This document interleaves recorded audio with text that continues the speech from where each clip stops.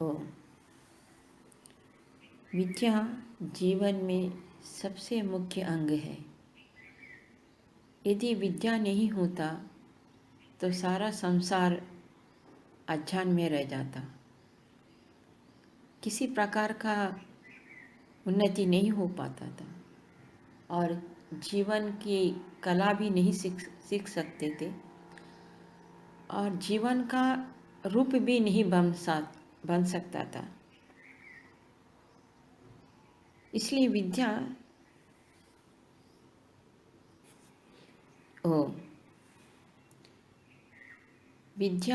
जीवन का आधार है।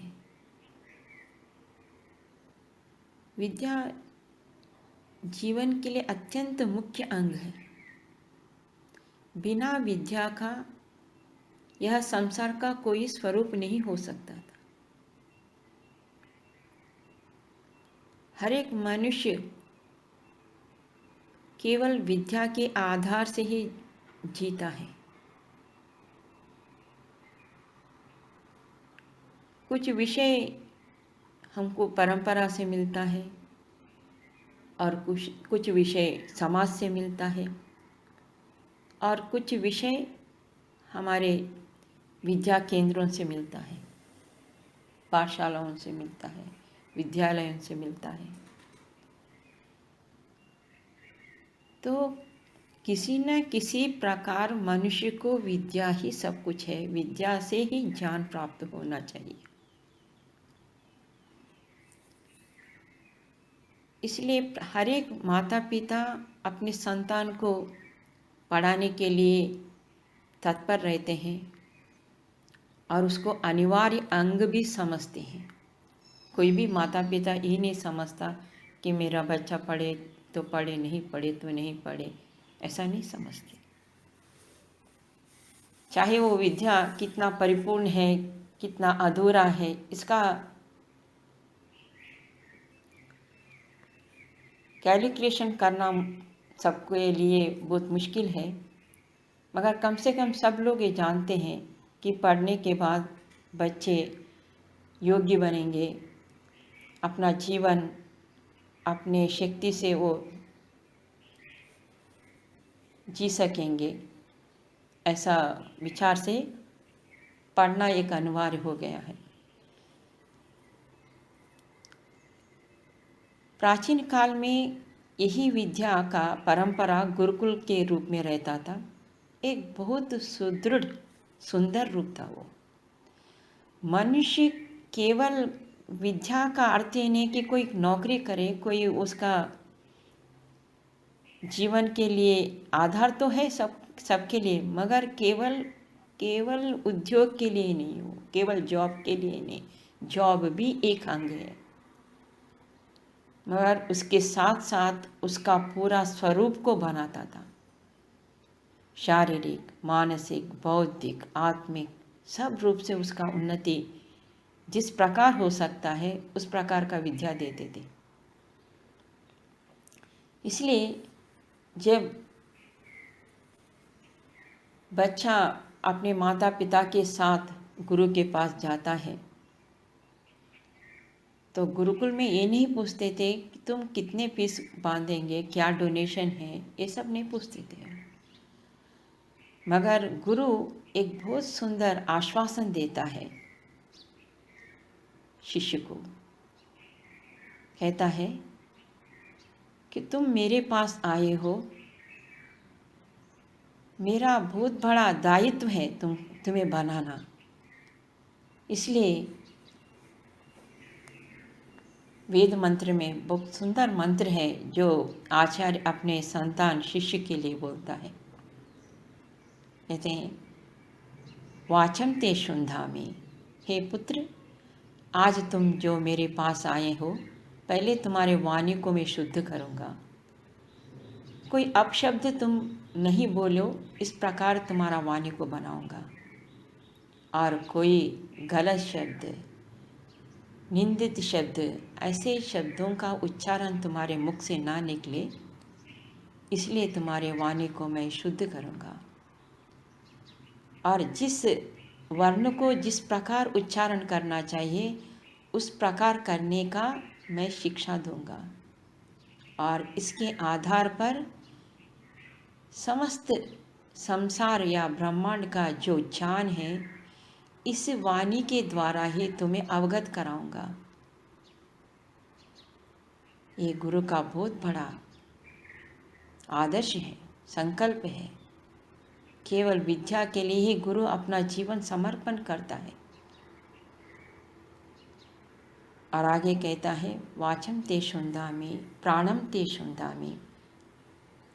हे पुत्र, तुम्हारे प्राण शक्ति को मैं बढ़ाऊंगा, क्योंकि प्राण शक्ति ही तो तुम्हारा आयु को बढ़ाता है, तुम्हारे जीवन को बनाता है, तुम्हारे स्वास्थ्य को बनाता है। जब तुम स्वस्थ रहोगे तभी तो विद्या पाओगे तुम। इसलिए कहते हैं प्राणम ते शुंदामि। उस प्राण को शुद्धि करने के लिए मैं तुझे प्राणायाम सिखाऊंगा। और वेद कहता है, प्राणः पिता प्राणः माता प्राणः पिता प्राणः सर्वस्य ईश्वरः। प्राण ही माता है, प्राण ही पिता है, प्राण ही सबका ईश्वर है, स्वामी है। जब प्राण शक्ति ठीक रहता है तो सारा शरीर ठीक चलता है। तो उसका स्वास्थ्य का भी दायित्व तो लेता था वो। इसलिए कहते हैं प्राणम ते शुंदामि। उसके पश्चात आता है चक्षुष ते शुंदामि। तेरे आंखों को शुद्ध करूँगा मैं, तेरे देखने के दृष्टि को बनाऊँगा। जितना तू अंदर से बनेगा उतना सुंदर बाहर देखेगा। जब तुम्हारे अंदर अज्ञान अविद्या रहेगा, इस संसार को उसी दृष्टि से देखोगे तुम। अगर सब आज जो स्कूल्स में कॉलेजेस में पढ़ रहे हैं बच्चे, उनको अगर ये शिक्षा मिलता तो आज संसार में जो सबसे बड़ा समस्या है, लड़कियों के ऊपर अत्याचार होना इत्यादि, वो नहीं हो पाता था। क्योंकि आचार्य गुरु ये शिक्षा देता था कि इस संसार को किस दृष्टि से देखना चाहिए। इसलिए कहते हैं चक्षुष ते शुंदामि। उसके पश्चात श्रोत्रम ते शुंदामि। तेरे श्रोत्र को शुद्ध करता हूँ मैं। ऐसे सुंदर सुंदर विषय को तुम्हें सिखाता हूँ, सुनाता हूँ, ताकि तुम्हारे सुनने की शक्ति में पवित्रता आ जाए और तुम समझ सको कि मैं क्या पढ़ रहा हूँ, क्यों पढ़ रहा हूँ। और विद्या का जाने का मार्ग ही तो श्रोत्र है। बिना श्रोत्र का तो कुछ भी नहीं बन सकता है। श्रोत्र से ही इसका स्वीकार होता है, इसलिए इसको श्रुति कहा है। वेद को श्रुति इसलिए कहा है, वो श्रोत्र इंद्रिय का धर्म है। इसलिए कई बार हम देखते हैं, जैसे स्वामी विरजानंद जी जैसे महान विद्वान जिसके आंख नहीं थे, मगर ऐसे प्रखंड विद्वान हुए जो प्राचीन हमारे व्याकरण पद्धति को फिर जीवित किए।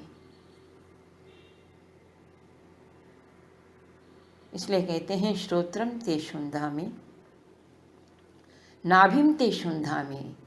तेरा शरीर का जो मूल केंद्र जो नाभि है उसको मैं शुद्ध करूँगा। तेरे सारे अवयव जो शरीर के अंदर है उसको किस प्रकार सुचारू रखना है उसका विद्या तुम्हें दूंगा मैं। वायुम ते शुंदामि मेढ्रम ते शुंदामि। जो गुप्त इंद्रियां हैं उनको किस प्रकार रक्षा करना है उस ज्ञान को मैं दूंगा तुम्हें।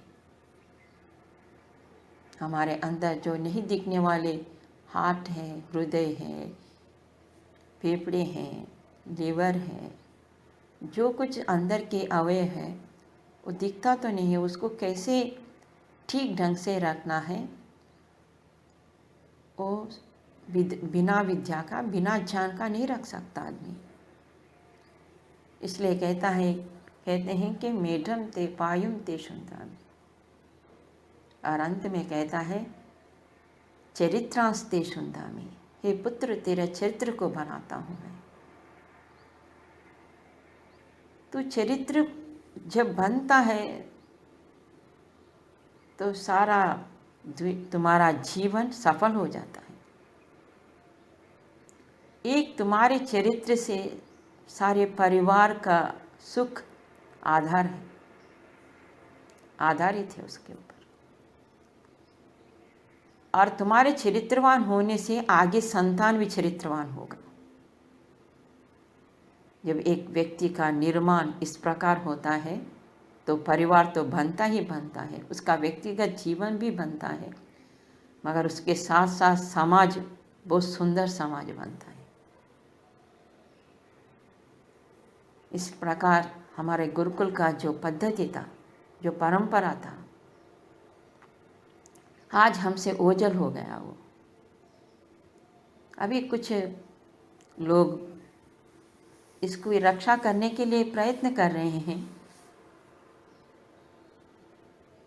मगर और बहुत कुछ करना है इसमें।